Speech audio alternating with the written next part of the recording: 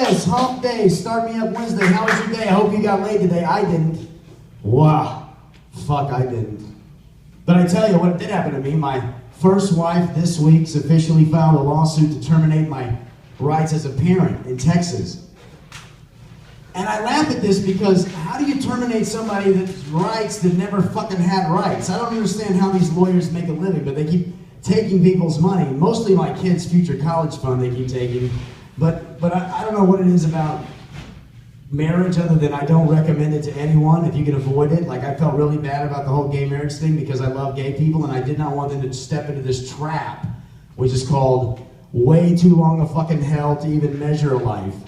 So I'm getting served with this paper and I'm like, this is fucking crazy, you know what I mean? I mean, yeah, I'm behind in child support like a couple of years.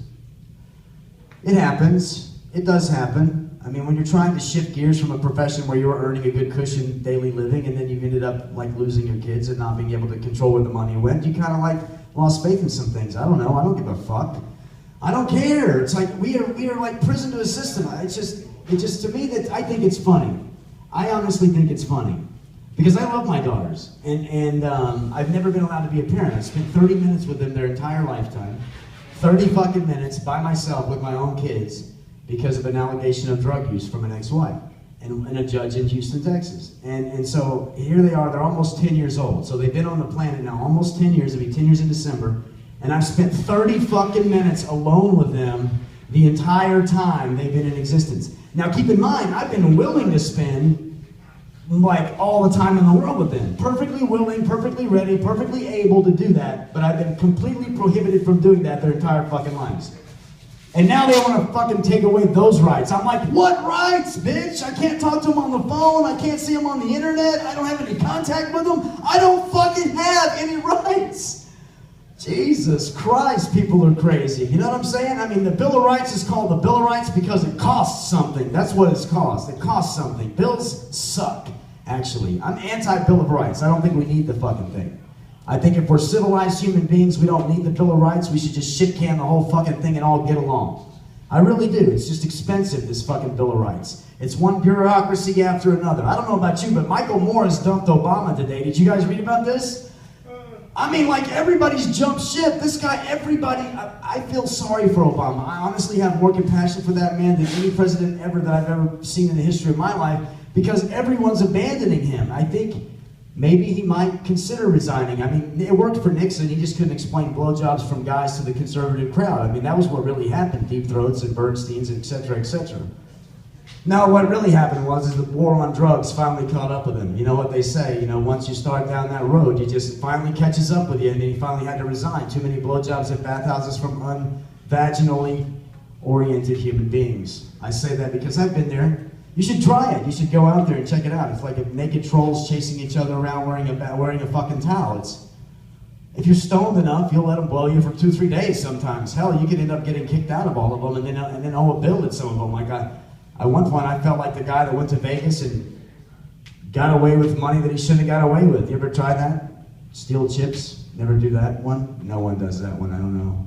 I would love to go to Vegas, and I figured out a way to like the roulette wheel. I know how to crack the code on the roulette wheel. If somebody will give me $350,000, I'll go prove this right. I mean, people do this shit all the time, don't they? I don't know. Some people do this in imaginary world. I think everybody lives a boring, miserable fucking life, to be honest with you. I think most of us wake up each day and we wonder why in the fuck we're awake and what in the fuck it is we're doing in this existence and how in the fuck can we please make this experience a lot more thrilling, exciting, exhilarating. And so what I do is I run red lights on my bicycle and I fucking run out in the middle of traffic and flip people off. That's what I do.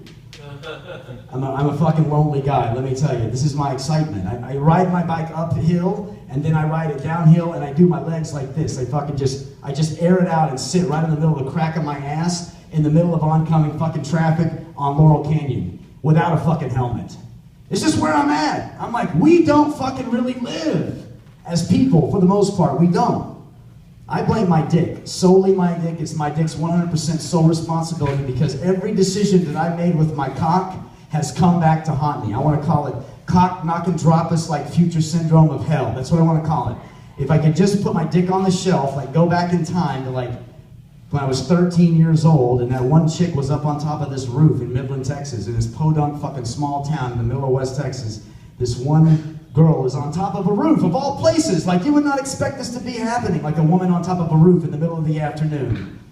And I just waved at her, and she said, you want to come over and get in the hot tub? And the next thing you know, my dick was in charge from then on out. After 13, completely, every decision I made involving my cock, not in my best interest, not in my best interest. Short-term solution.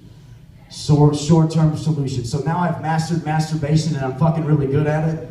I got this set of balls this week that you can shove in your ass. They're on a string. They're shaped. They're about the size of a fucking, almost a cue ball on a pool table. They're not quite that round, but you know what I'm saying. You ever play squash? Anyway, so I got some squash balls on a string, and I managed to get in my ass yesterday. I'm up to the third fucking ball. So I'm trying to work my way up. There's 6 of them on the string, and I feel like if at the end of the week, with enough Vaseline, I'll be able to get all 6 fucking balls on a string up my ass. And so when I finally get ready to come, I'll fucking just yank the balls out of my ass, and fucking hopefully it'll be such a quasi-religious experience that I will come back and be God instead of wondering where God's at. That's Matt Freeman. That's his time. This is the third person seminar. How to talk to about yourself in the third person. This is I'll just want to tell you that the Lord loves you and God's going to be with you every step of the way. You come on down front now. We're going to pray with Jesus. We got some people that are going to come down here and pray with you. Everybody's going to get together. We're going to have. Would you please hit the hymnal now? Hit the hymnal on the microphone now, please, everybody now. Be sure to pass the money in the buckets. Pass the money in the buckets. My Learjet gasoline is too expensive. Too expensive. God says that gas is too expensive. Lower the gas price. Amen. Amen and good night.